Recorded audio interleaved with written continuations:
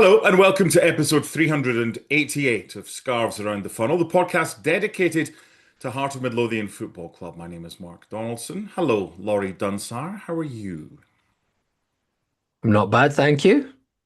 I'm glad we don't have to dissect our last game too much, given the time that's passed. So yeah, Hmm. pleased to be back on and hopefully looking ahead rather than looking back. There's been enough water under the bridge after the St Mirren game. We're all about looking ahead to Hibernian. So we've got, given it's a big game, we've got a big name. Hello, Ewan Murray. I might not allowed to dissect the last game. I was kind of looking forward to Oh, we will, but We must. that. I'm trying to keep the listeners and viewers that we have at No, the no, no, start no, no. before we go in I, that. I jest. I just mean the two games are linked in a lot of ways. But anyway, of course, I completely understand your sentiment. Both of you, the way you felt straight after the game compared to the way you feel now, as far as bigger picture being very difficult to kind of ascertain straight on a final whistle when you're pissed off because your team's just lost. Ewan, start with you. Are you feeling not so much better? It was a shit result, but are you able to look bigger picture a little bit more than perhaps Hearts fans were straight on the final whistle? Yes, and I'll explain why. I think this season's been quite interesting in the sense that it's been a terrific season, so many highs, but the lows have felt pretty low.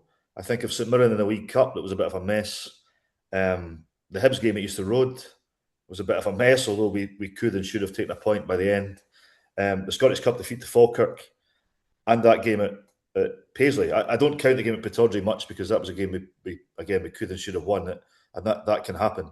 But those four, I would say, lows in inverted commas, have felt pretty low, and I was pretty cheesed off on Tuesday night with quite a lot of things, but I think I've been quite consistent, and I'll stick to it. I think big picture terms, the club are in a fantastic place. I think this is the start, and only the start, of a really exciting period.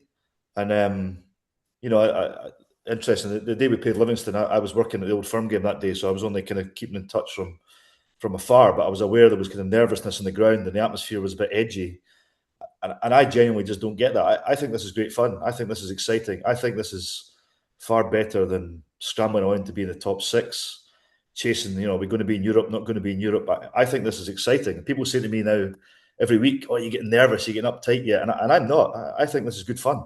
And again, big picture terms, I think it's just the start of a pretty exhilarating, positive journey for the club. So I think it's possible to be really cheesed off at nights like Tuesday night and the other ones I mentioned. But I think also we shouldn't lose sight of the fact that the club are in a good place that I think all evidence suggests will just get better. Is it fun for you, Laurie? No. I completely agree with a lot of what Ewan said there and his logic around the season, and I do have quite a bit of perspective. I don't feel negative towards the teams in terms of about bigger picture side of things because I think we're punching way above our weight at the moment. However, there was a thread on Kickback that resonated quite a bit with me just now, which was called "Are Hearts fans genuinely enjoying this season?" And while it does sound ridiculous in a way, we're top of the league, we're in with a chance of winning the league title, we're winning most games. Why would you not enjoy it? First half of the season, I very much did feel like what Ewan said there. It was like riding a wave. Like this is great. We're playing, aggressive, proactive football. We're winning games. I liked the way we were playing. I liked the results. I never really believed we were going to win the league, and it didn't really bother me too much, to be honest. So it's just, taking each game as it comes and enjoying it.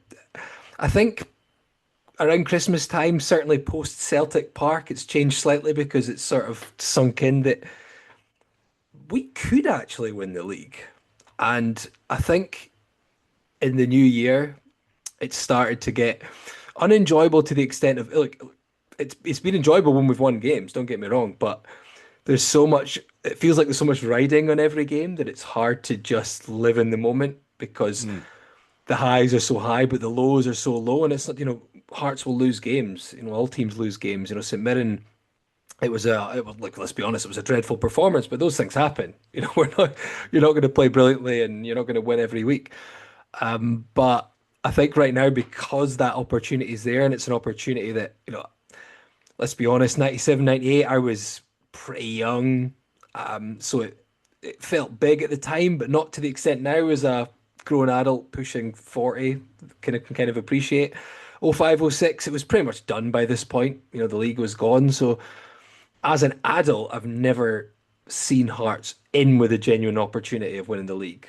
And it's there right now. And if we don't win it, I don't think it's going to be like poor from the team or the players or the club or anything like that. But it's just that, oh God, this opportunity is there. I'm not angry at the team when we necessarily for losing games here or there, but it's just like, oh shit, this is an opportunity that could pass us by. And don't get me wrong, we'll be in the mix in the future again. I think I trust the process, as they say, but at the same time, will Rangers and Celtic both be as bad as they are in the same season? I don't know. So I think that's where I'm at in terms of the enjoyment side of things. I agree with the logic from Ewan, but I don't feel the same way as him. I really wish I did, but that feeling's kind of gone for me since it's really dawned on me that this might actually happen. And yeah, maybe people will call me a shite bag or just trust the team and live each game as it comes. But I have to admit, I don't enjoy them as much as I did earlier in the season, just because it's all become a bit real, and now we're looking towards the last kind of third of the season, and drop points feel massive, and points we pick up also feel massive in the other way. So It's yeah, there you funny. go. Yeah, It's funny, Mark. One thing that's annoyed me that people have said a lot. This is Hearts' best chance. This is their best chance. This will be their best chance. I don't agree with that best chance because, so far, and well, for, of for me course, watching Hearts in of course, of for course, 3 decades, it's certainly the of, best chance I've seen. of course. But my point is that we are, Tony Bloom has come to disrupt Scottish football, and the time frame he gave to do that wasn't 7 or 8 months, and he's done it in that I time know, frame. I know. So I think, and this will take a bit of time for reasons we might come on to in terms of evolution of the squad, Jamestown's growing influence. This will take time. So I think we are only going to get stronger, and I don't think there's enough evidence at either Rangers or Celtic to say they will be increasingly convincing going forward. So I don't agree with this thing that this is going to be our best chance. That might not be right because we are going to get better. It Well, might no one not be. knows. It might not be, but I think it's just the fact that it is our best chance for. It's the best chance for many of us, maybe even most of us. Certainly in 3 or 4 decades. So it's just one of those where it's like I get your logic. I'm not disagreeing with you as such, but it doesn't change the feeling that it's like this is new territory, Yeah, yeah. and it's like a loss to St Mirren, and suddenly people were talking about we could be 9 points clear, putting pressure on Rangers and Celtic on the following night. But by the end of Wednesday, it's only 3 points. It feels massive, and it's not something that we're used to as Hearts fans, I think.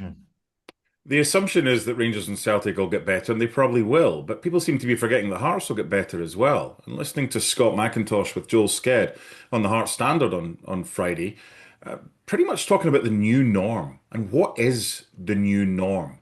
Is it Chesnikov coming in and eventually doing well? Is it Rogers Mato coming in as ultimately the replacement for Kizaridis? Is it Braga moving on? Both Joel and Scott were talking about how the Hearts squad next season is probably going to look very different from what it is right now. So, what is the new norm? I think one of the things that I'm struggling with right now, Ewan, and I think you've both kind of together with what you've said, wrapped it up and summed it up pretty well. I don't really know how I should be feeling right now. And the intensity that Laurie spoke about and the perspective and getting too high after a victory, I don't think you can get too high. I think you should enjoy the big victories as much as you can, but it's how low you get after a defeat. I'm not nice to be around after that St Mirren game and after the Aberdeen game and after the Hibs game. So is this the new norm? That's what we'll be speaking about this week, plus looking ahead to the Hibs game.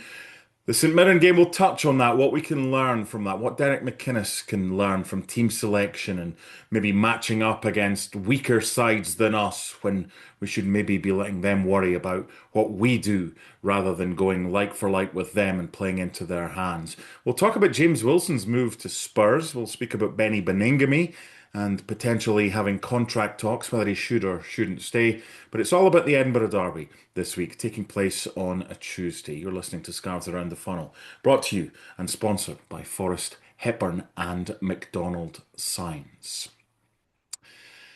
So, how should we be feeling, Ewan? Because you cover the Old Firm a lot. You're a Hearts supporter. You're in and around what it's like with both the Glasgow sides. But from a Hearts perspective, from a fan's perspective, how should we be feeling right now after a defeat, if it is to happen again? Again, he mean lose to Hibs. No, between now and the end of the season. I'm Well, just saying, because we had a defeat for the first time it since the Hibs game, depends. and we didn't really know kind of how we should be feeling as It, after dep that. it depends on the nature of the defeat. I thought the team selection in Paisley was wrong. I thought the team's approach was wrong. And what I would say is, and I'm perfectly comfortable saying this, Hearts, their manager, and the team have had so much praise all season, loads of praise from everywhere, and they've turned heads everywhere for everything that has been good, and that's fine, that's great. But with that, they're not beyond criticism. You're allowed to criticise when things don't go so well, and I thought on Tuesday night and after Tuesday night they were worthy of criticism. We shouldn't shy away from that because they've got so much credit in the bank. They're beyond reproach. So it depends on the nature of what happens. This next week is massive, obviously, by virtue of the games that we've got to play. Defeats can happen. I completely accept that. And as I said, the game at Pittodrie, I wasn't as flummoxed about as certain other ones. But when they play the way they did for spells at Easter Road and when they play the way they did at Paisley, despite, I do agree with Derek McInnes that St Mirren, I didn't really think St Mirren were going to score, and it took an error from a corner kick for them to win that game. But I think overall, they still can be criticised when things are not at a level that we think they should be, primarily because I think we have a lot of really good players, and I think the bar has been raised in terms of the players that we have. So it's okay to say that wasn't good enough, if that makes sense. Laurie, is one of the issues here, and I want to kind of labor the point here of how we should be feeling after a game. You see comments from, and I'm not going to call them the kind of the sensible ones and the not sensible ones, because look, we all have our different ways of coping with victories and how we celebrate and how intense it is, and also defeats. But you see comments about Beni Baningime. 2 weeks ago, it was just like, got to keep him. Got to keep him. He has a poor game at Paisley. It's just like, then you see other comments saying, no, waste of space. Kabori, I thought was brilliant at Tannadice. And then you hear people talking about, no, that was just, he couldn't trap the ball, couldn't hold the ball up at St Mirren. Just, we're missing Shanklin so much. And that was just a few days after Tannadice. So I'm sure the middle ground here is kind of somewhere, but we seem to have a fan base right now that struggle to, and I include myself in this, struggle to kind of know how critical we should be about the manager and the team selection and how much leeway we should give them. Is that a fair comment? Yeah, I think I was listening to Joel and Scott on Hearts Standard, and I think Scott made a good point, which is what I would make is that as Ewan says, you can criticize the team. If your team's having the best season you've ever seen and they have a terrible game, it doesn't mean that you just ignore the terrible game, but you do it in isolation. You can say, right, okay, X, Y, and Z played poorly. The manager made the wrong choices. The team all around played poorly. But you don't then start saying suddenly that player is obviously hopeless, the manager's clueless, etc. It's jumping to those extremes, and it can be difficult with what's on the line. So I think that's where we're at, and I think Scott made that point, and Ewan kind of alluded to it there that however good your team is, it doesn't mean that you can't after a game go, God, we were terrible today, or that player had a shocker, or the Who manager do you made the think wrong was to call. blame against St Mirren then? Do you know? It's very easy in hindsight to say the manager should have picked a different team, and I've seen many people say that, and I understand it to an extent, but I also understood the logic behind the team he put out there.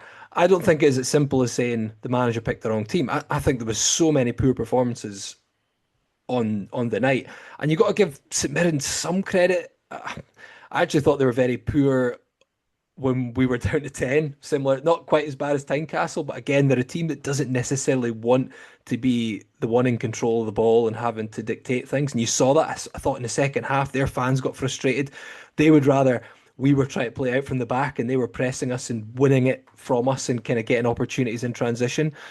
So I thought it was a really poor game all round on the whole, but what St Mirren did was they started the game very well and we couldn't really cope with it. And I thought we could have maybe adjusted slightly and maybe tried to stop playing into their hands. We were taking too long at the back. They wanted us to kind of play it around at the back and have the ball, and they could press us aggressively. But I'm not going to get into the minutiae of the game. I think it was just a poor night all round. I was actually more concerned about the outcome in terms of the player who was suspended for the next game afterwards, as opposed to the defeat as much, because I think the three key players for me this season have been Halkett, Devlin, and Shankland, the kind of spine. And we're also missing the midfield and the striking spine of it. I think Halkett missing for the Hibs game is quite big because, I don't want to criticise Frankie Kent too much, but he's a massive downgrade on Craig Halkett, to be honest. And I think Stuart Findlay also is impacted when Craig Halkett's not beside him. And look, Stuart Findlay had a bit of a disaster on Tuesday night at St Mirren. Unfortunately, the red cards we've had recently, he's been at the heart of all of them, or he's had an impact on all of them. So I think it was an all-round poor display, and I know what people say. I think you mentioned it there, the manager should focus more on what we can do and rather than what the opposition can do. But to be honest, I think we've built a lot of the season on Derek McInnes planning for certain games and certain threats. I don't think we're quite at the level yet that we can just say, let's set up and do what we can do and not worry about other teams. I think most of the games, there's fine margins in them.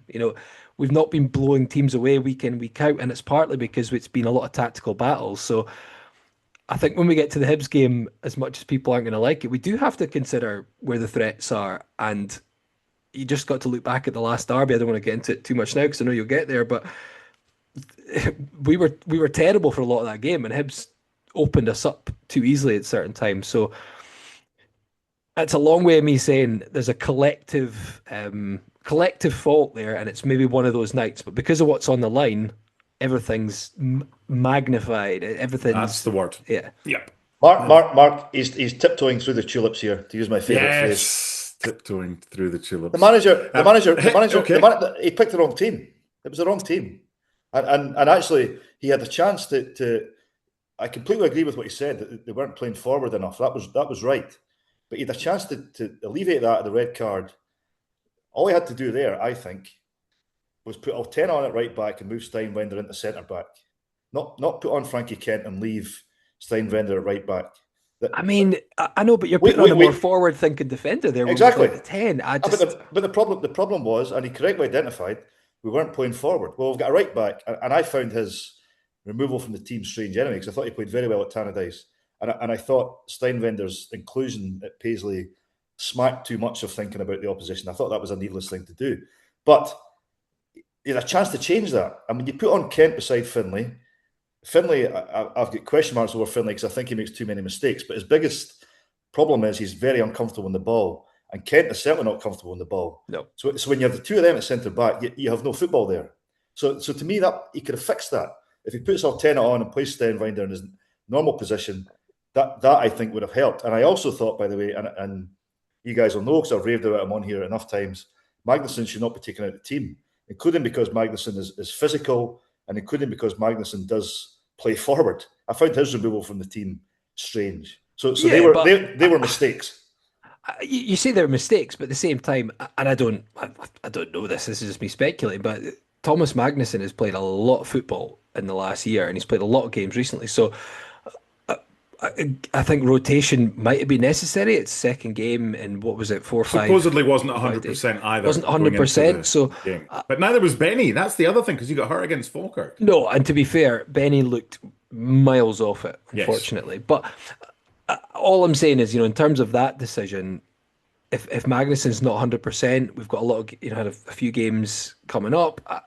I don't know if that's the decision that's possibly why that decision was was made. So, The right, the right, the right back thing. So we've signed the right back for not an inconsiderable amount of money, who plays front foot, plays forward. As I said at Tannadice, I thought he played very well. I was perplexed as to why the right back is not then. Are we going down the road where we've got another right back who can't be trusted to play week on week? That actually puzzled me more. Mark, come on. We're in a situation whereby, listen, I'm halfway between Shot Through the Heart with Bon Jovi, which is what you do. You go straight for it, and Tiptoeing Through the Tulips by Tiny Tim, which is what Laurie does. I said it after the game, as far as the team selection is concerned. I didn't understand why we needed to change an unchanged lineup from a formation and something that worked. The truth is probably halfway between what Yeah. you're saying and what Laurie's saying as well. What we have done, and I don't want to dwell too long on the St Mirren game, because we've got an Edinburgh derby to preview and other notable talking points about Hearts. We have bounced back well from disappointment this season. After the Aberdeen game, we were unbeaten in 5, and then after the Hibs game, we won our next 3. Is it a good fixture, Hibernian, for Hearts next up, Ewan Murray? Well, I hope so. And it's a shame Scott's not on because he's great at remembering these games. But it does strike me, loosely going through my mind, we haven't had enough good performances against Hibs recently. I can't remember too many in the last, handful of matches where we've played really well. So Scottish Cup tie, remember the 3-0 was probably was how there good not? a team Was was there that there was one a since then? there was a 3-0 at Tynecastle where Humphreys scored, I think. When was that? yeah, I mean, like we've won two. To be honest, I was looking at this actually. Yeah. Since that, we won those two back-to-back 3-0 games. To be honest, I don't think either of them were really particularly 3-0 games. Even the cup game was sort of in the balance when we went down to 10 and Civic scored that fantastic goal late on. But our derby record is really annoys me recently because it's been poor. I mean, that's Nielsen's last derby was that Scottish Cup game we won 3-0 at Easter Road, January 2023. Since then, Hibs have won double the amount of derbies as Hearts. So there you go. That's unheard of for people of our One win in our generation or last era. 6 derbies and 2 of the last 10, and we've Yeah. lost 3 of the last 4. That's not good enough. And Yeah. that's nothing on McInnes or this team because he's only had 2. But No, I mean, no. generally, it's just not been good enough recently. I agree. Right. So Laurie has articulated what I couldn't. I was kind of grasping on facts that didn't exist, but that's important. So I think we're overdue a very good performance against Hibs. The game is significant anyway because of where we are in this championship, and also we need to respond. And I agree with you. We have responded well from every kind of setback. We have to respond to the game at Paisley, so that makes it a big deal. And it should be, to all intents and purposes, it should be a good game for that and the ideal game for that. And I hope that overall team performance against Hibs lands because I think again, Laurie's perfectly explained it. It's overdue. Halkett's suspended, and I was going to get to the team selection later, but I think we have 2 options as far as physicality is concerned, and that's Frankie Kent with Steinvender at right back, or Steinvender alongside Finlay with McInnes at right back. Because there seems to be the consensus that, despite what you said about Altona and how much it cost and whatever, that he probably wouldn't be trusted, Ewan, in this game. What can we learn from the previous derby at Easter Road, where one side of our team did not perform and we were punished, that might make you think that Derek McInnes might do a certain thing with his team selection on Tuesday? Well, I don't think Stuart Finlay should play either. I think he's made too many mistakes. I think Jamie McCart should, if we're playing a back 4, I think Jamie McCart should be the left centre back. I'm not saying that will happen. I suspect it won't happen. But I think Finlay's position now must be under threat. So there's my starting point there. Who would you play McCart with then? Because that's already a gamble if you're not because you don't have Halkett alongside him, so you're got an untried and an untested partnership, regardless of who you go with, aren't you? No, he played with Steinvender for quite a few I was going to games say last McCart season. and Steinvender played Yeah. last season quite a bit, didn't they? That's why I could tell you the team that I would pick, but it won't be the team the Okay. manager picks. But Tell me. I think Altena should play right back, and I think it should be Steinvender and McCart and Harry Milne at left back.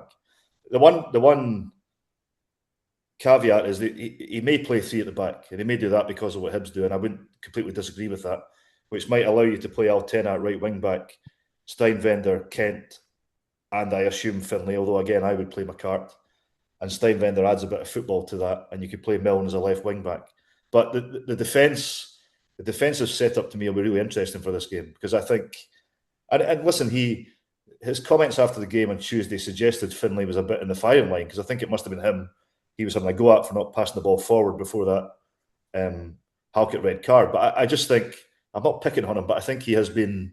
He had a terrible game at Easter Road, the last derby, and I think he has been responsible around too many errors in the Hearts defence that I think his place should be under threat. And I think McCart should play at left centre back. So, and as for Altina, again, I'm puzzled as to why he wouldn't play at right back. I mean, he was signed to play right back, and he has performed perfectly well from what I've seen at right back. So I think he should be playing as well. One of the issues, Laurie, with not playing Altina at right back is, especially if it's Steinvender, and probably to a lesser extent McInnes, because he's played on that kind of right-hand side of midfield in front. We don't really have. We're more reactive to what they might be doing rather than letting them worry about us. Let Altina bomb forward. Oh well, he might 100%. not be the best defender. Well, fuck it. Take the game to them. That's And the point. That's the point. So, and the issue is, sorry, I'm labouring up. no. But if you play Steinvender and McInnes in front of him, you're negating any form of attacking threat on that right side. Now, there's a broader point here about Jamestown that I think is quite interesting. McInnes was not signed to play at right back, and he was not signed to play in the right side of the midfield. Steinvender was not signed to play at right back. I think you play people in their positions, and if Hearts wanted a right back of the ilk of Michael Steinvender, 6 foot whatever, could play centre half, that kind of player, well, they should have signed one. But that's obviously not what they wanted because they signed the right back of the ilk of Jordi Altina. So, I think you play people in their designated positions. And exactly, Mark, what you said, and this is a point I feel strongly about, we should let other teams worry about how Hearts play because we've got a lot of good players. Playing devil's advocate to an extent against myself, Laurie, the league position suggests that what Derek McInnes is doing this season, regardless of chopping and changing and playing people out of position, is working. So the big question is, if the St Mirren defeat is an exception rather than the norm, then great. But if it becomes problematic and we don't do well against Hibs or against Rangers, and now we find ourselves playing catch-up, do we now find ourselves with Derek McInnes having to rethink what his outlook is between now and the rest of the season? It's stick or twist on 17 right now. So what should McInnes be thinking as far as starting with Hibs and his team selection and what he should be doing as far as who's playing in which position? It's a difficult one because, again, I think Ewan touched upon it about there's teams and there's players that you feel like we might put in, but then there's also what we actually think will happen, and I think it's probably quite likely that Kent and Finlay will play at centre back, and Steinvender will maybe be at right back, and Altina won't start. I'm not against the starting with a three, and it's funny the back three has this. People seem to view it as always a negative thing, and especially if we did it in this game against the Hibs team who play a back three, that is us overthinking the Hibs side of things. But I think before we played at Easter Road last time, I can't remember if I was on the podcast or not saying it, but I felt like it was a game where I would have quite liked to see Hearts play a back three. And it is partly because it's the shape Hibs would play, but it's partly because I felt like if we match them up and take them on at their own game, we had better players in a lot of positions, and it's basic logic, but the kind of like you win your battles, you win the game type of thing, and we didn't, and we were absolutely dreadful at Easter Road for 2/3 of that game. So I wouldn't be against that back three, but I think the back three, this is where the challenge is. The back three makes a lot of sense for our right hand side because we don't have a natural, certainly not someone who's playing enough right now to say we put them in. We'd have a natural right sided midfielder or winger, and we don't have. Well, we do. He just doesn't play them. No, and we don't have people who are playing and performing at right back or right midfield to the point where either the manager seems to trust them or they can do it regularly. Whereas the left seems almost set. The Milne left back, Kizaridis left wing back, left sort of inside forward positions are probably our most effective on the pitch going forward, certainly. So that's where I guess my conundrum is. If you play that back three where it's a 3-4-3 or a 3-5-2, however you want to call it, maybe makes sense on the right. Got Steinbender, right centre back, who's got legs. He can cover the right side and cover centre back quite well.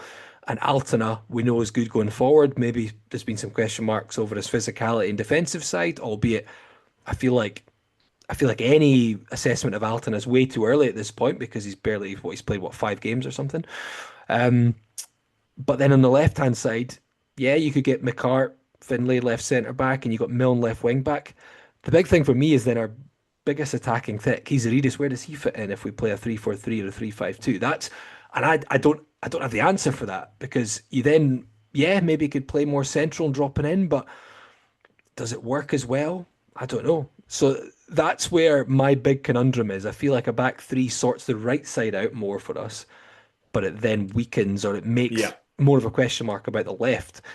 I am. I think Laurie is a simple. My simple point is you have as few square pegs and round holes as you possibly I get can. it, but that's what I feel like. I feel like back three puts more square pegs and square holes, if you will, for the right hand side, but it then does the opposite for the left and vice versa with the back four. That's where But I'm kind of at just now. yeah, what a back three does, it means you've got to choose between either 3 central midfielders or 3 attackers. Because you've got your 2 wing backs. If you're going 3-5-2, then either Braga, Kabori, or Kizaridis misses out. And if you're going 3-4-3, then one of your central midfielders misses out. Whereas it seems like a 4-3-3, but that is that too attacking for a Derek McInnes? I would like to see it. We're at home. That's We what I should be would. taking the game to Hibs. That's what I would pick. I thought about it before I came on. The team in my head was 4-3-3. I think that's what we should do. But that goes back to the point of just trusting your team is better than theirs and trusting your approach is better than theirs, and you can win the game. I'll say this for Derek McInnes: he's very, very knowledgeable about the opposition, and he speaks a lot about the opposition, and that is a plus. But it can come off, and maybe this is unfair because it becomes perception. But it can come off or come over as if he's then overly concerned by the opposition. That might not actually be the case, but he speaks a lot about the opposition, which makes it seem sometimes as if that's what he's doing. Does Derek McInnes trust enough of his squad, Ewan? Oh, I think so. I mean, I think his greatest success this year has been. Bear in mind, he's a manager of traditional ilk, I would say. He comes into this completely new world, which it is at Hearts, and he inherits quite a lot of players who've been here for a long time. Gordon, Shanklin, Kingsley, Kent, Baningime, Devlin. There's a group of them been around the club for a while. Then you get this huge influx of players through Jamestown. And also bear in mind, Jamestown are going to be assessing the players he inherited. Now that's probably quite a difficult thing to manage when you're not used to that at all. So I think that his management has been excellent in terms of how the squad works together, how he trusts the squad and how they trust him. I do have slight reservations about certain players not being played enough, fed into the team enough that they're, game ready by now. Kurjota is a good example. Now, I accept it will take a bit of adaptation for Chesnikov to get up to speed, but Kurjota has been here since August. I think he should be further up to speed that he can play there in the meantime, for example. And I think there was a bit of an over reliance on.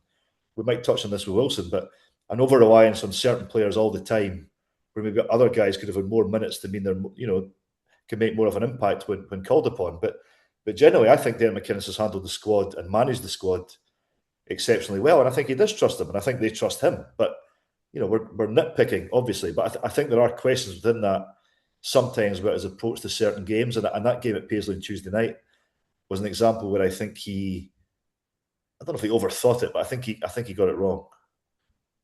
Are we judging the Hearts players and the coaching staff and Derek McInnes differently now, Laurie, because we have so far overachieved this season?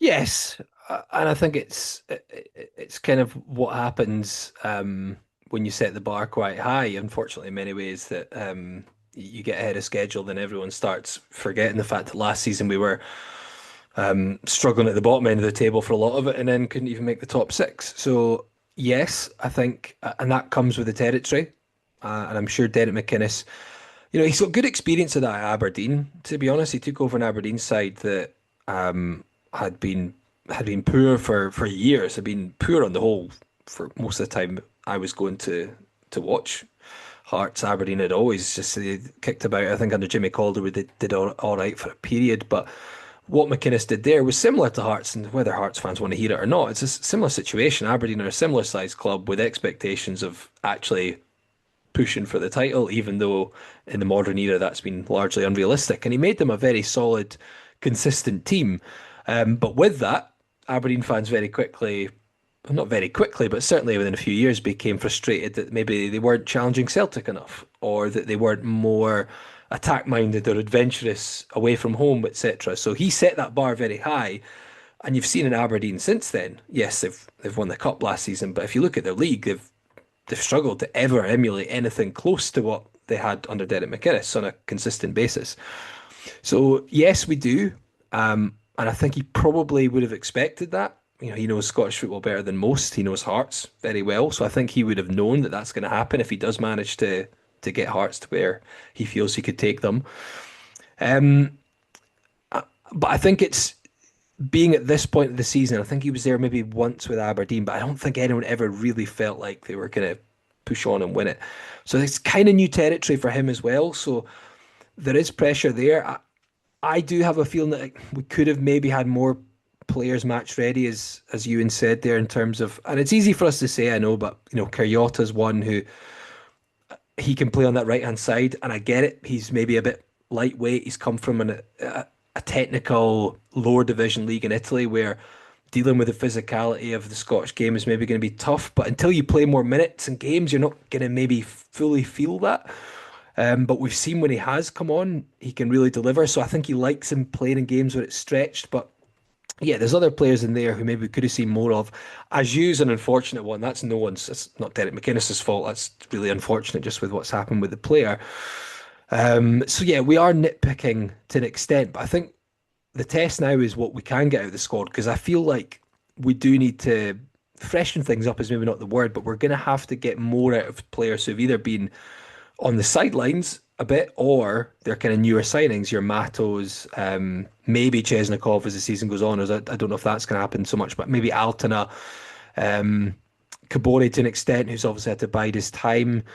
So this could be an interesting test of the squad because I think what we have seen is a few of them are certainly not the same level as some of the players that are missing.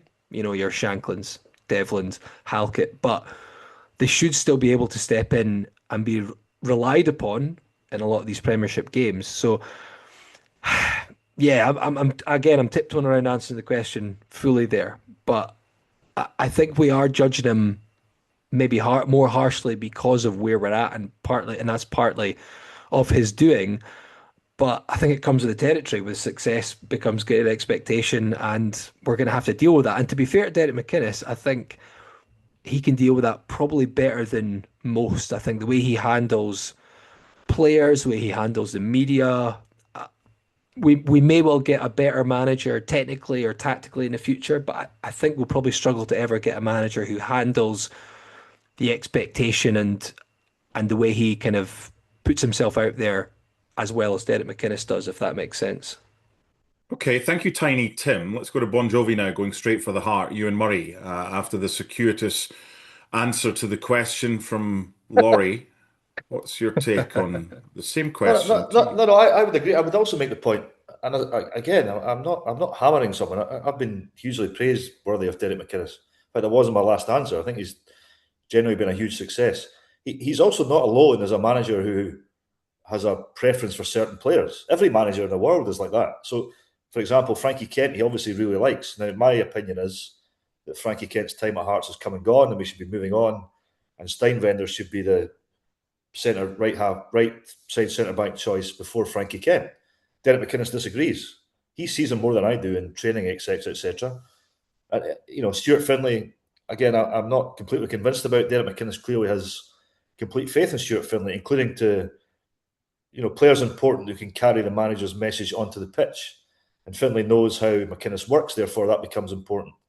He clearly has a lot of faith in Beni Baningime. Again, I'm not sure. But he's not different to any other manager in the world. That's how football managers work. They have players they like, players they're not as keen on, and we're seeing a little bit of that. But it's not taken away from the fact that it's been, again, I stress, this season has been an overwhelming, overriding success.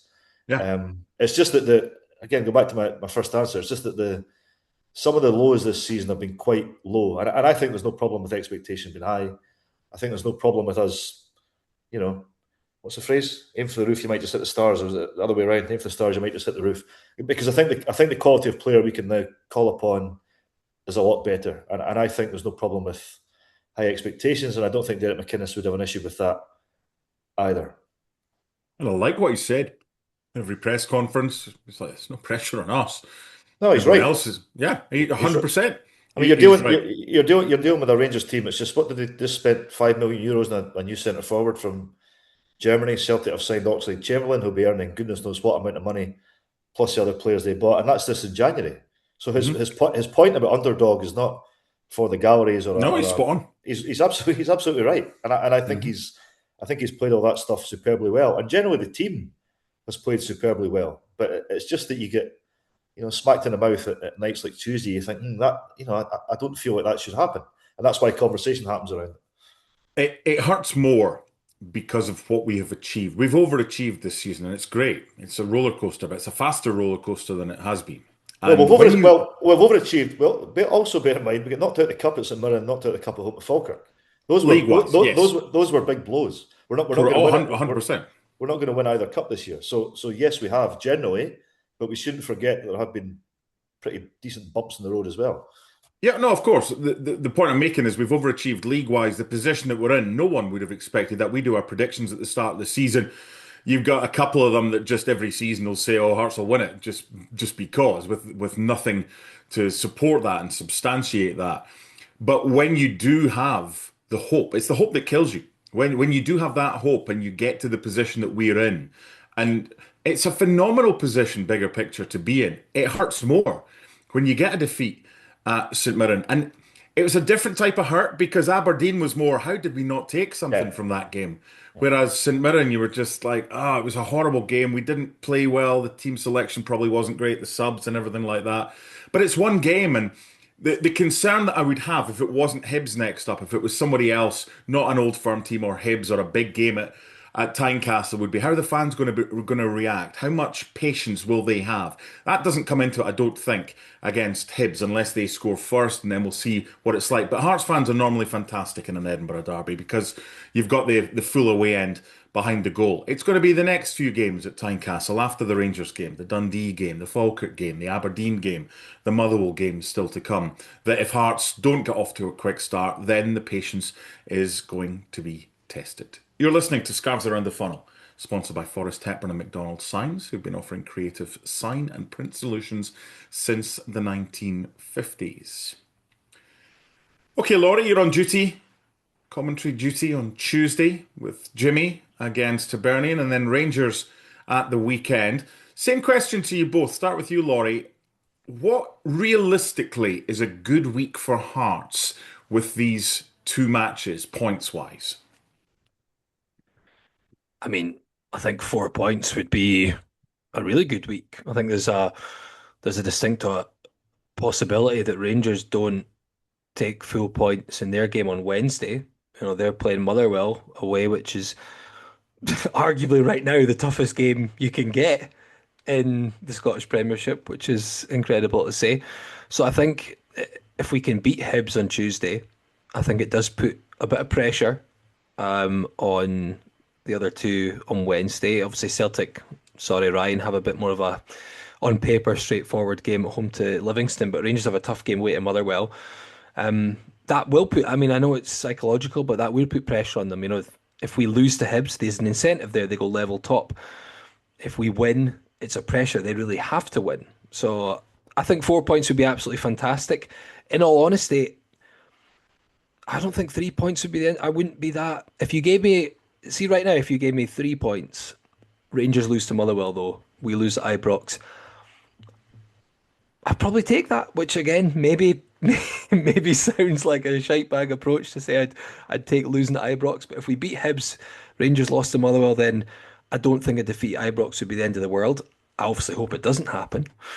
But yeah, I think there's a lot of twists and turns to come and a lot of ups and downs, and I think a lot of teams can potentially drop points. I think we'll drop points, I think Rangers will drop points, and I think Celtic will drop points. So I think it is a massive week because we could end the week, obviously, in second, but we could end the week, comfortable at top. I'm hoping the reality is maybe going to be somewhere in the middle. But yeah, I think 4 points would be a very, very good week. Ewan? Yeah, I agree. Yeah, I mean, I would take 4 points Which now. order? Because Yeah, it's actually more important to beat yeah, Rangers. that's right. And if it's a draw on Tuesday night, we'll be mumping, leaving the ground, mumping and moaning and saying that was a chance missed again before they play on Wednesday. I get that completely.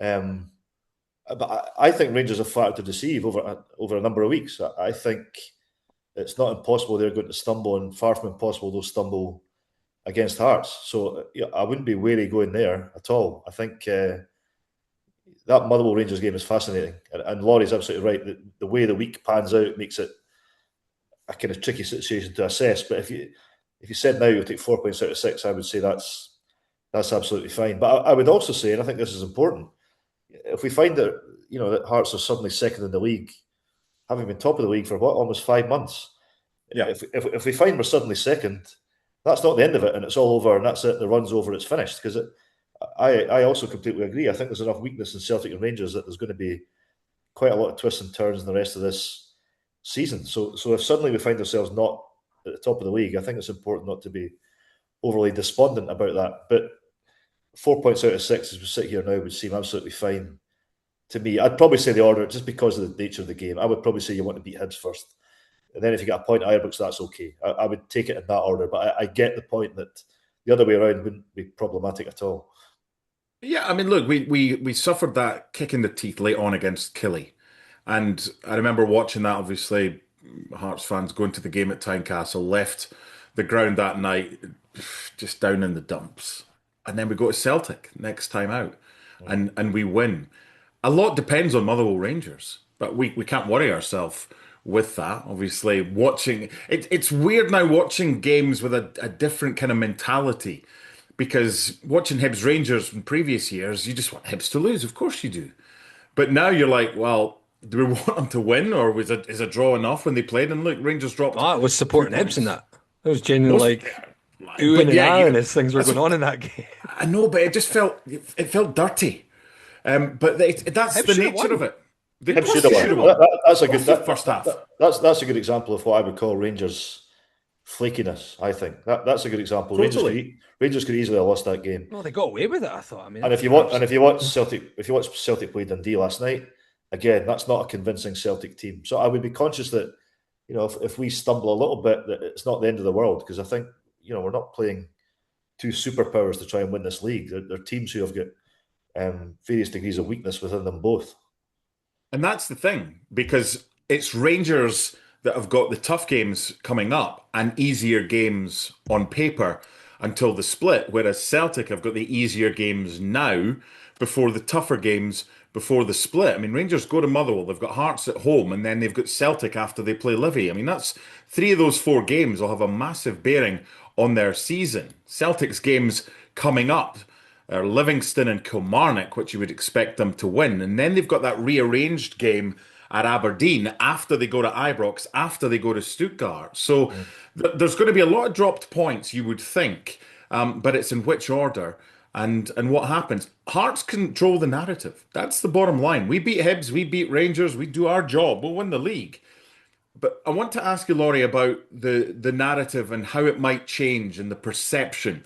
If we don't get the results we're looking for and we end up playing catch up, there's just as much of a chance, if we do play catch up, of us then going back to the top of the table. But it's to do with how the Hearts fans should be feeling right now, as we spoke about earlier in the episode.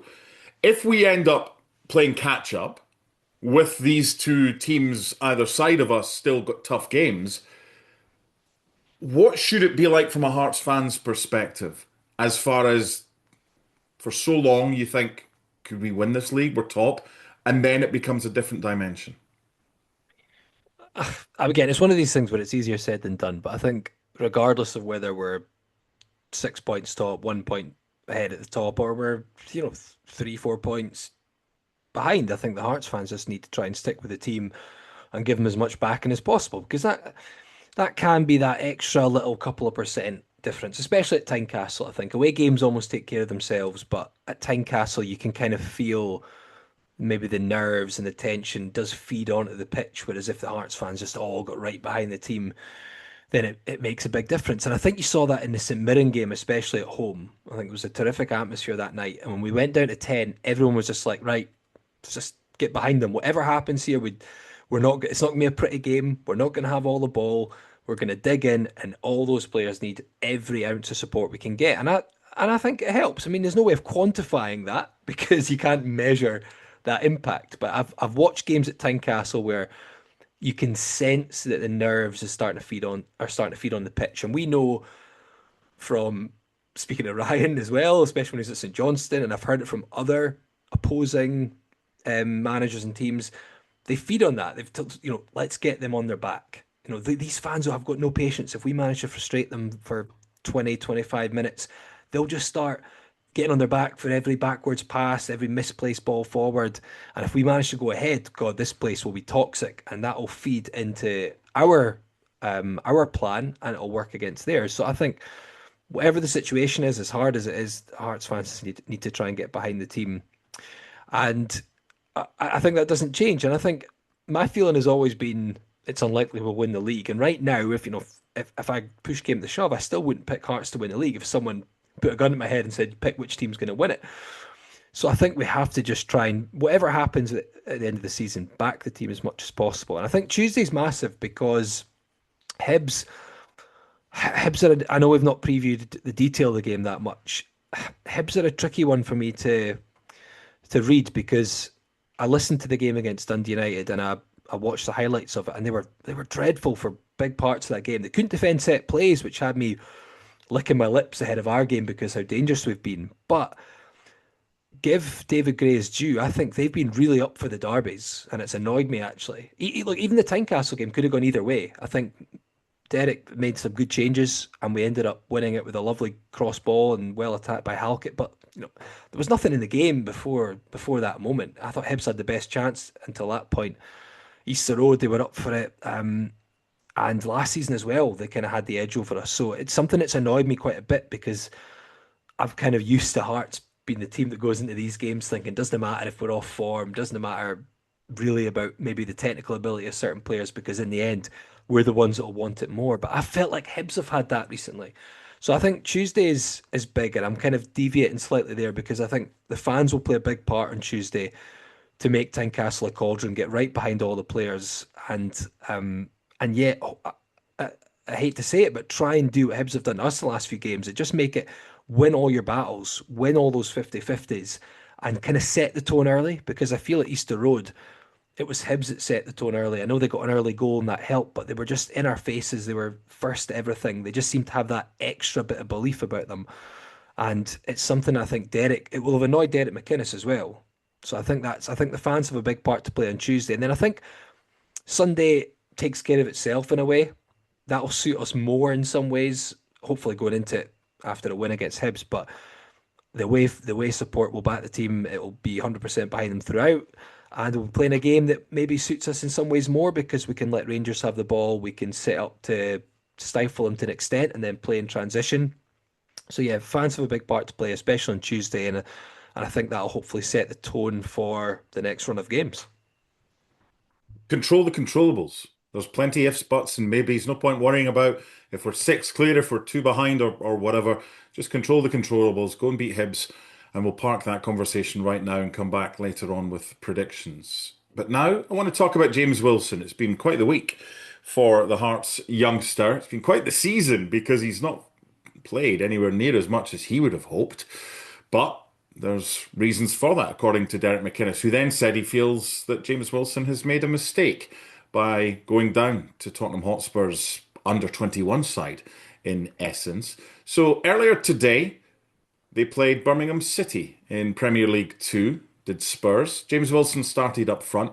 The game was moved to Hotspur Way, which is Spurs' equivalent of Riccarton and the Oriam, basically. It was meant to be played at Stevenage's Lamex Stadium. Spurs won 4-0. James Wilson started in attack and he played 77 minutes.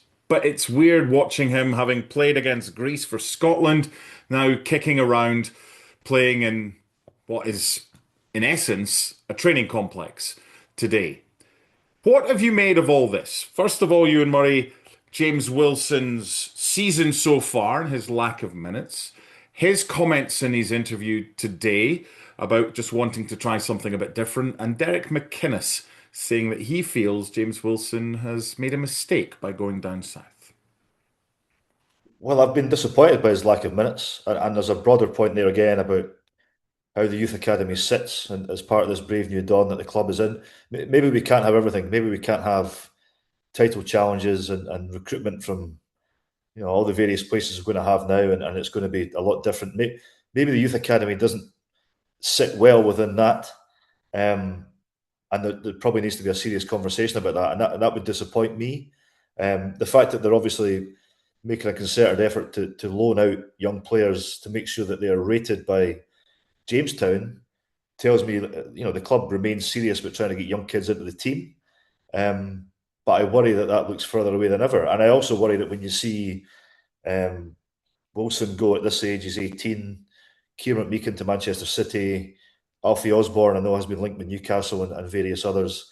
I worry that the academy is becoming something that just moves kids to England at 18 or younger, rather than something that produces players to play 100 games in our first team. Now, I should also say there's a bigger part of that is not Hearts' fault, which is that the impact of Brexit means that English clubs now just come to Scotland and pick up academy players because it's easier to get them than it is to get players from elsewhere in Europe or elsewhere to play in their academy teams. And there's not much Scottish clubs can do about that. We've seen that at various clubs, not just Hearts. I thought it was needless for Derek McInnes to have a go at James Wilson. I don't know what purpose that served. I suspect, I don't know, but it read to me as if he was actually having a go at his agent, his representative. That's what the criticism was off. But I thought there was no point having a go at he's just a young kid who's not caused any problem to us. In terms of the move itself, I think I'm right in saying he's played 7 minutes of first team football since the 1st of September. So if I was James Wilson or again his representatives, I would say, well, you could stay at Hearts until May, but there's really not much evidence that you're going to get much game time. So at that point, it becomes, what are my options? Well, I think his options would have been have a loan in Scotland. Okay, is that the best use of his time? Or as he said, go and try something different. He'll be playing with really, really good young kids. Like you, I saw the environment of that game today and I thought, But basically he's got a few months down there to try and prove that he's worth, what is it, £2.5 million or something that Spurs would pay for him. He's to go and justify them spending that money on him. That's probably not a bad situation for him to be in, to then be part of a huge club. And if they're spending that money on him, then they would treat him quite seriously. So I understand from his point of view why he would want to go. And I think any complaint Hearts have, or Derek McInnes specifically has, is undermined by the fact he really wasn't. He was on the bench. It seemed to me as if he was behind Cabangu in the kind of striker pecking order anyway. So I don't see much evidence that he would have made a meaningful contribution in the last few months. So I understand why he took the move that he took, but I think there's a bigger picture there and a concerning picture about what's going to happen with our academy players going forward, linked to what Hearts are doing, which is exciting, but linked to bigger picture stuff in terms of English clubs can just pick them off at a young age. I think you can see both sides. I think there's pertinent points and pertinent arguments from both sides here, Laurie. One of the interesting ways to look at this would be us trawling second, third, and fourth division leagues across Europe and trying to find hidden gems to get 5 or 10 times what we paid for them, or maybe more. Did we miss a trick in having someone, not a hidden gem, but a young gem, who was valued probably more than that when he was playing for the Scottish national side? Did we miss a trick and not try and get him more involved to try and 5x or 10x his value then, which would be worth more than £2.5 million if he does join Spurs? Or, devil's advocate, looking at the other side, Derek McInnes would look and say, you know what? Look at the table. I'm doing all right here. So what's the deal here with regards to the Jamestown analytics, James Wilson, him having to move on, the manager coming out and saying that? Make it make sense.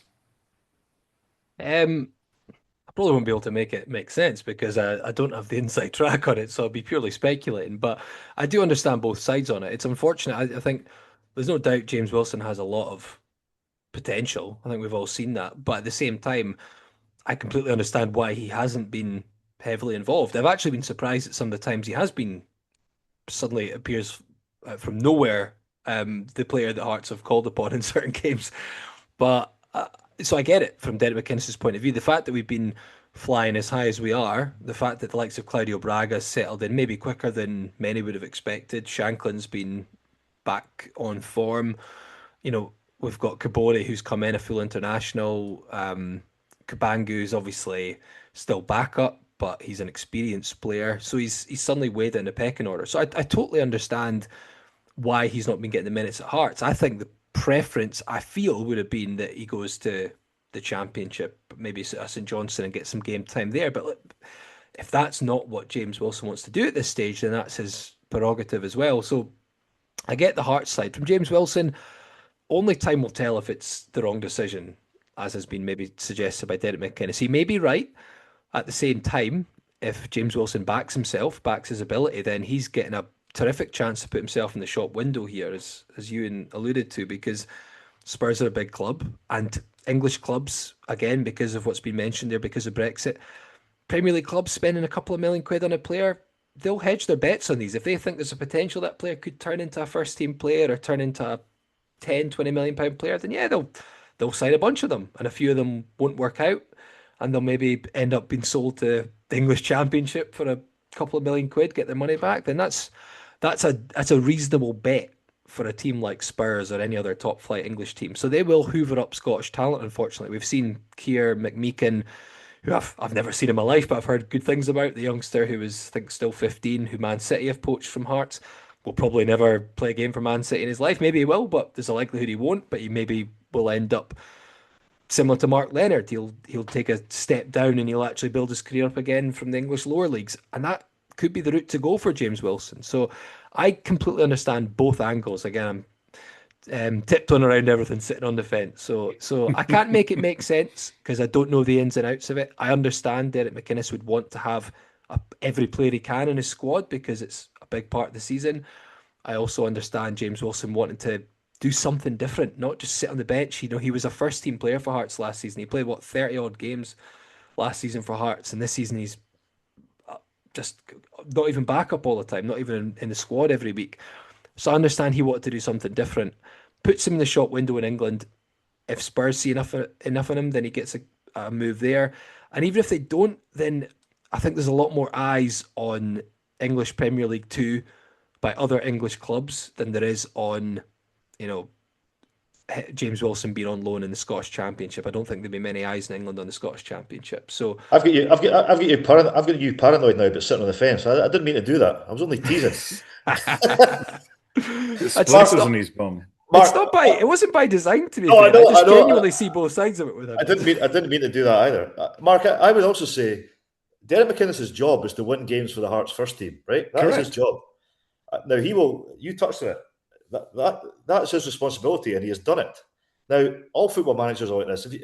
Remember speaking to Robbie Nielsen about it. Robbie's attitude was exactly the same. Robbie said to me, "If I don't win 3 games in a row here, I'm under pressure." He said, "If any board at a club want to say to me, you can play all these young players, and we'll give you as much time and patience and support as you want, that's great. But that's not going to happen." So ultimately, Derek McInnes or any other manager, Robbie at the time, managers can't say it that playing young players is not their priority.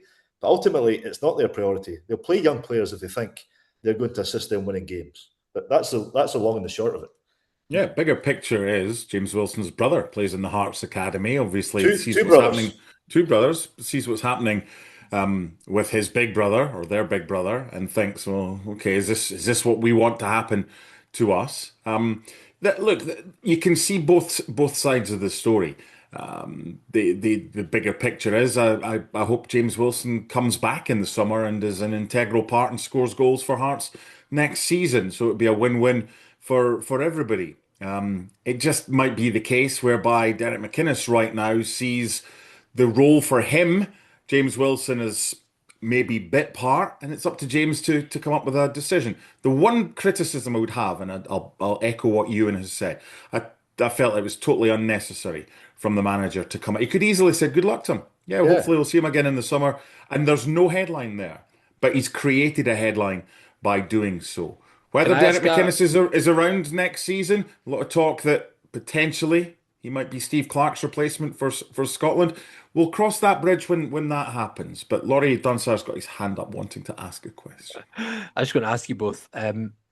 Would you take Tottenham signing Wilson for the supposed 2.5 million, and Hearts getting a very decent sell-on percentage? Given I think is his deal only till next year, isn't it? It's only till 2027. 27, I think it is, yeah. Um, I think they've also got an option another year. I think maybe. sorry, is there? I couldn't remember if there was or not. But either, would you take The 2.5 million and say like a 30% sell-on clause? At this point, the way it's going, I probably would. But I would be my overriding point is I'd be disappointed that he hasn't played. And bear in mind that he was probably overplayed actually when he was younger in the first team. But I'd be disappointed that he hasn't contributed more because I think I've watched him since he was an even younger kid. I think he's exceptionally talented. His movement is so good, and I think he has more to offer. So if he leaves, and again, my big picture, I'm concerned that players are going to leave younger without impacting the first team, and I think that's a problem. But I think at this point you would take that deal. Yeah. The other thing, Mark, is with the comments, including the people that would be pissed off with the comments, are Tottenham Hotspur. They won't like their kind of youth development thing. Maybe, Derek McInnes won't care, but Tottenham won't like their development of a player being kind of dismissed as kind of hopeless and not worth doing. That will raise eyebrows down there, I would think. Yeah, I think in terms of priority, it might be rather low given the situation that they find themselves in. But yeah, it's not quite a priority. From James Wilson being overplayed and now underplayed to wombling free Beni Baningime. That was rubbish. It sounded good in my head, and then when it came out my mouth, it's just like, you didn't say that. It was utter shite. Beni Baningime, would you keep him, Ewan? No, and I just part of this is unfair, but I have this attitude about certain football players. I think players just reach a shelf life at a certain club, and it's just time to move on. Was it 2021? He came to Hearts, I think. It's going to be 5 years. Is that right, Laurie? Yeah. Um, One thing I think is unfair. I think there's a perception that he is more injury prone than he is. I think that's a bit over the top. I don't really agree with that. I think his availability over that stretch is actually not too bad. But on the pitch, I think he plays too safe and too backwards, to go back to Paisley, a little bit too much. And I think against more physical midfielders, he can be bullied. And I also think if you look at the profile of midfielders that we've gone towards, McInnes, Ayew, even Leonard, for example, I think the team is going a different way. So he's obviously a great guy, Benny. He's hugely popular. He's contributed to a lot of good things, but I think the summer is a decent time to shake hands and say it's time to move on. And I say that I don't wish him ill will at all. That's not what I mean. But I think the team and the club to progress, I think, will go beyond a midfielder like Beni Baningime. I highly doubt that Cammy Devlin stays. So there seems to be a realistic chance of not having Cammy nor Benny next season in the midfield, Laurie. So does it look different as far as we don't have the replacements already there, or do we have the replacements for Cammy and Benny already at the football club and they will slot in next season? Quite possibly. I think Beningime's availability is a little more of an issue than what Ewan suggests there. I think Devlin and Beningame both signed in 2021, and Devlin's played 50 or 60 more games for Hearts than Beningame. And that's partly because Devlin's availability has been absolutely fantastic, to be fair, until recently.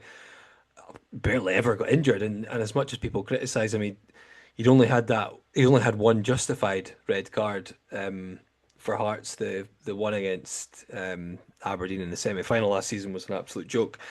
So I think his availability has been fantastic. I would be open to Beningame staying, and it's partly because of the fact that, like you say, it looks like there's a good chance Devlin won't stay. Of the two, I would much rather Hearts kept Devlin if you got to pick one or the other. However, I think losing both at the same time, and again, maybe I'm being overly cautious about it. Maybe I'm underestimating the fact that we could get better players quickly, but I still think this is I like the idea of a gradual transition if we're moving important players out rather than having to overhaul the squad so quickly. I think sometimes that can be trickier to bed people in, and character wise as well. People sometimes don't appreciate the fact that dressing rooms have people who are leaders and hold things together and know what it's about playing for Hearts, etc. So I'd be a bit wary about losing both of them at the same time. If I had to pick one or the other to keep, it would be Devlin. But yeah, my feeling is like you, Mark, that it's unlikely that Devlin will stick around. Maybe that will change. You never know. Stranger things have happened. So I would be open to Baningime staying, but at the same time, it's a fair point from you in terms of the way he plays sometimes doesn't work out. It's maybe negatively affects the way the team plays.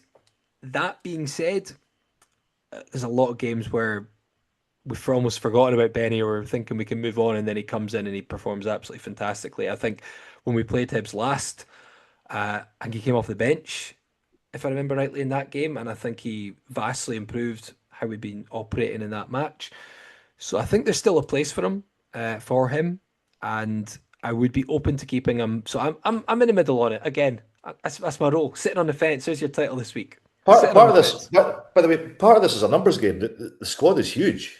Yeah. I mean, to me, the squad Yeah, has to that's the squad has to drop by quite, I would think, quite significant number in the summer anyway. So well, I it's would, still over 30 senior players, which is so great. that we can debate, and it's reasonable debate about the relative merits of Baningime, but somebody's going to have to give in terms of players leaving the club because the squad's far too big.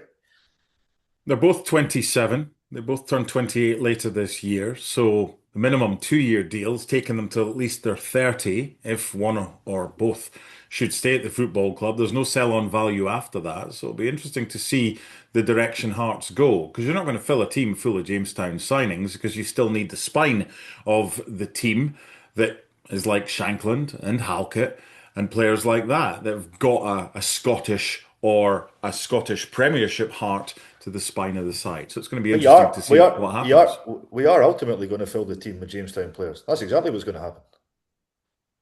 That's how it works. There's no half measures with this stuff. It won't take 6 months, or it might not take a year and a half, but that's exactly how it will go. Well, it won't be Derek McInnes picking the side if that happens. If I don't that's know. long term, it's highly unlikely that Derek McInnes will be the manager if he's got a team full of Jamestown. If it's players that he doesn't know, if it's players that you don't know if the physicality, or you don't know what they're going to be like in the trenches. I don't think for him that's the type of thing. This is long term. Yeah, yeah. I get that, and I expect McInnes will be strongly linked with replacing Steve Clark. And it wouldn't surprise me if he drops the mic after winning the league and says, "Peace out, I'm done. Here's your championship. Now I'm off to Scotland. I can't get any better than that. I'm going to spend time at my villa in Florida and manage the national side." I But hope that's Jamestown's not not the always. case. It's Jamestown's not doesn't always mean it's from the Icelandic league or That's right. the That's Estonian league. right. It could be a Jamestown signing which is Well, from look at Scotland. Josh Yeah. McPake. So Is that You're his, not. is that his name? It is Josh McPake, isn't it? There's a Yeah, silence yeah. there. yeah, Yeah. yeah. I No, just I think my issue is not so much being more Jamestown signings. It's more just more signings in general quickly. If you've got important players who play a big part in the team, I think sometimes overhauling that too quickly can have um an adverse effect on that side, especially if you've been performing fairly well, which we have this season. So that's all. You know me. You know me today. I'm just looking at all angles. No, arse splinters. I just mean ultimately that's the way it will evolve. Again, it's by nature of the way the squad is assembled just now. That's how you Anyway, make money. It's how you make money, yeah. isn't it? Well, it's also how you be successful. I would argue. Time will tell. As you say, we're right at the beginning of this, Yeah, and yeah. this is a long journey. This isn't something that This ends after podcast is one a long season. journey. Right, let's move on. You're listening to Scarves Around the Funnel, sponsored by Forest Hepburn and McDonald's Signs. Hearts Hibs Tuesday. Let's wrap this up with predictions. Not only do I want a scoreline and a goal scorer, I want a team selection from you both. Ewan says a Oh no. 4-3-3. So if it's 4-3-3 for Ewan, one of these players misses out. Beni Baningime, Mark Leonard, Oisin McEntee, or Thomas Magnuson. So who's your odd man out if you're going 4-3-3, Ewan? So I will, again, this will not be the team, but my team would be Swallow and goals, Altena, Steinvender, McCart and Milne. It would be McEntee, Magnuson and Aju, and it would be Kizarides, Braga and Kabori.